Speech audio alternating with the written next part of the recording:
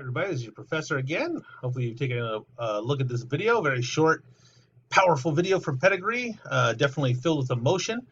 Hopefully you picked up on some of that stuff, the sad music, the doleful look of the puppy, the voiceover from the little dog's point of view, voicing very kind of like pathetic emotions about wanting to be free from these cages.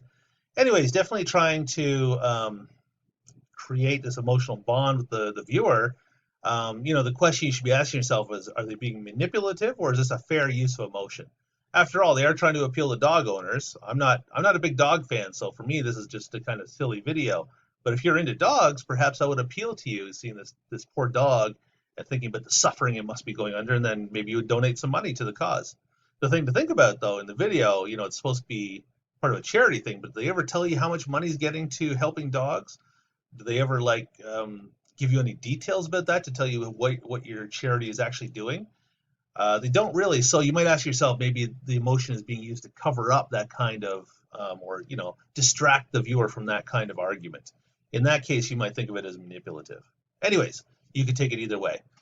Appeals to emotion or pathos are meant to humanize an argument, right? Again, Pedigree is asking for money for dogs, and they're trying to create this bond. They're humanizing their argument. Oftentimes, we do this too. We're making a logical argument about a big social thing, a big thing in our society, and we show human faces to show the human impact of decisions that are made. Because sometimes, especially with political decisions, it gets so big and so it can be very clinical because we're talking about like billions of dollars or whatever, and sometimes the human element is lost. That's why you have people showing up at protests, right? They're trying to humanize arguments, right? So in this case, the DACA program, people show up to show that, hey, there are actual people affected by this program. We're not talking about just a policy decision. We're talking about a decision that affects people, right? And that's a big part of what protests do, is humanize arguments. And that's what we do with appeals to pathos sometimes too. Okay, let's move on and talk about ethos.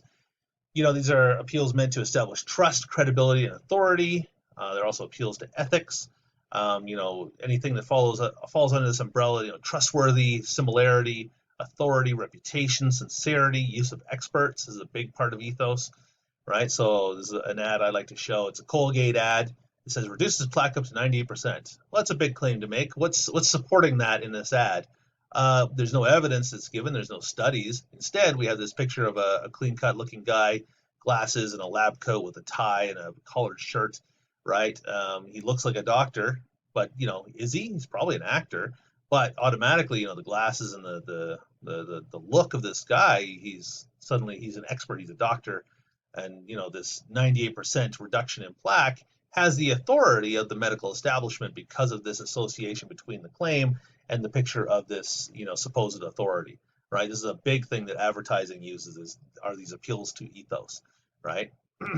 So that's one of the main ways. We use them as writers, especially academic writers, in our essays, right? When you follow MLA formatting rules, you use academic English, you're making an appeal to ethos to your reader. You're saying, hey, you can trust me. I can follow the rules of academic discourse by following these rules. I don't use Wikipedia. I use more trustworthy sources, et cetera, right? So we use these as writers. We also might look at how it's used in politics. Ethos is huge in politics. Here's from the picture from the 2016 presidential election campaign. This is of course Trump.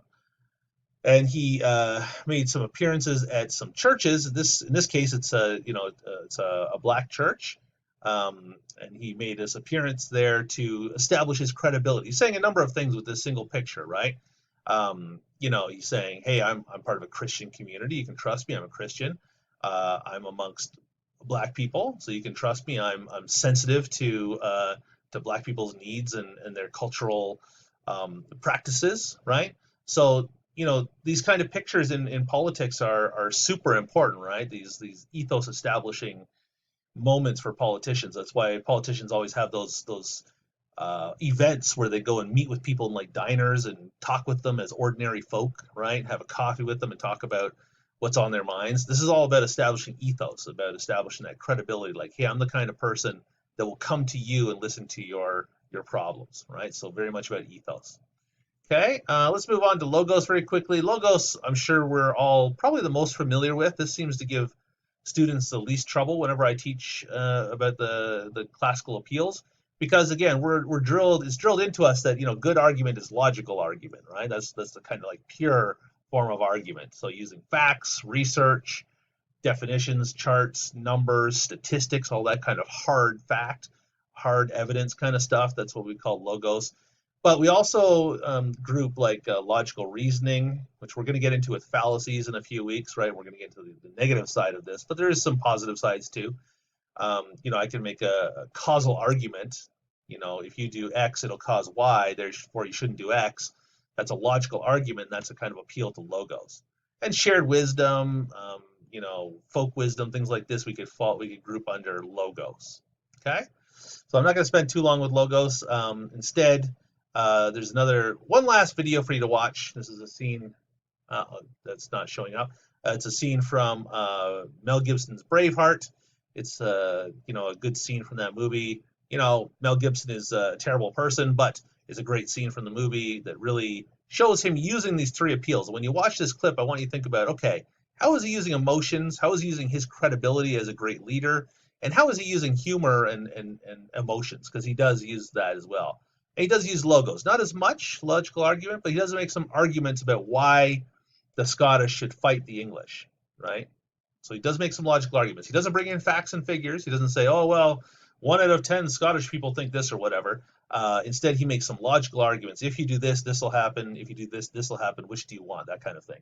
So think about how he's using these different appeals to rally up his audience, his listeners in this video. Okay? Let's leave you with this last depiction of the classical appeals. Probably too dated. I think it's before your time. But I'll leave it there, and I hope you enjoyed this lecture. Bye-bye.